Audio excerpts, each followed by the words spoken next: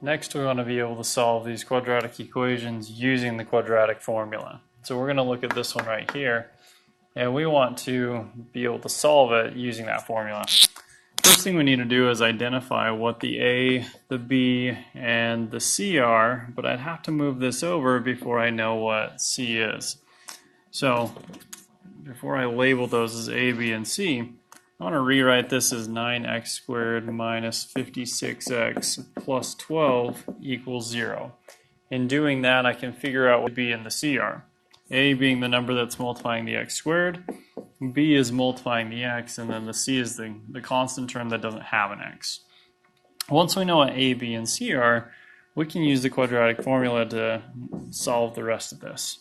So I'm going to start out doing the opposite of B, so 56 plus or minus the square root of that same B, in this case negative 56 being squared, minus 4 times our A value, which was 9, times our C value, which was 12. And then all divided by 2 times our A, which is 9.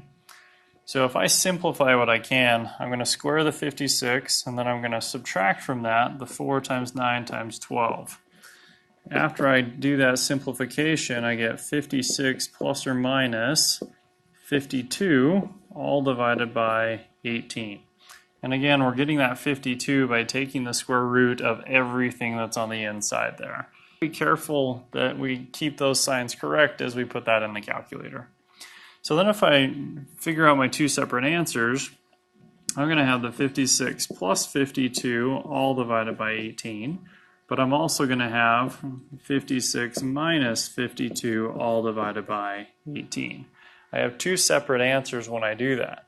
So if I add them, I'm going to get 108 over 18, and 108 divided by 18 is going to give me 6. That becomes one of my solutions.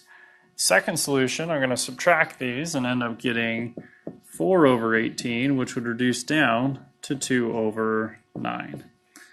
So using the quadratic formula, I'm able to plug it in and then simplify these separately so that I get a positive 6 and a positive 2/9 as my two separate answers.